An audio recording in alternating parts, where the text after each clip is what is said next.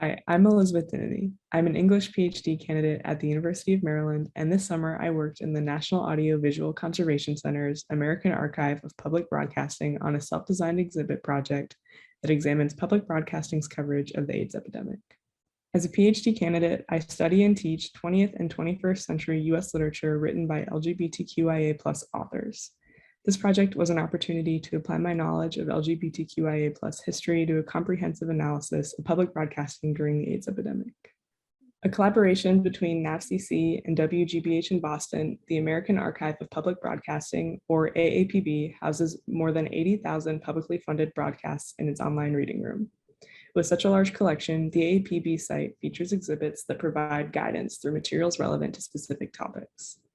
A deeply democratic project, public broadcasting aims to educate Americans and connect them through knowledge. In times of crisis, it has the unique opportunity to fairly present news and educate the public on facts.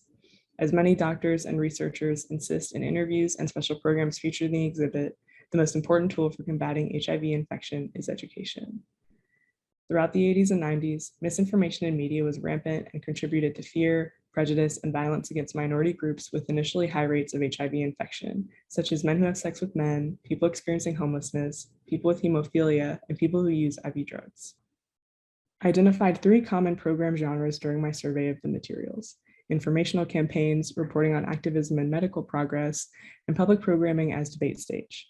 For example, the exhibit includes multiple broadcasts in which panels of experts are assembled to answer call-in questions from the local community.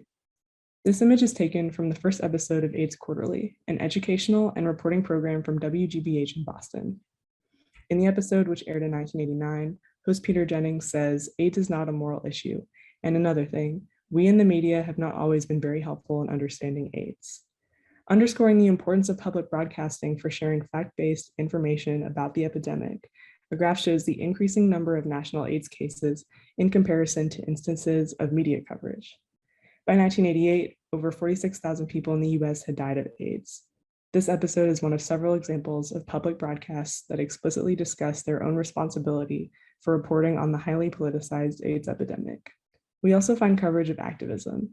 The KCET program, Stop the Church, Issues and Outrage, aired a documentary about ACT UP's die-in at St. Patrick's Cathedral.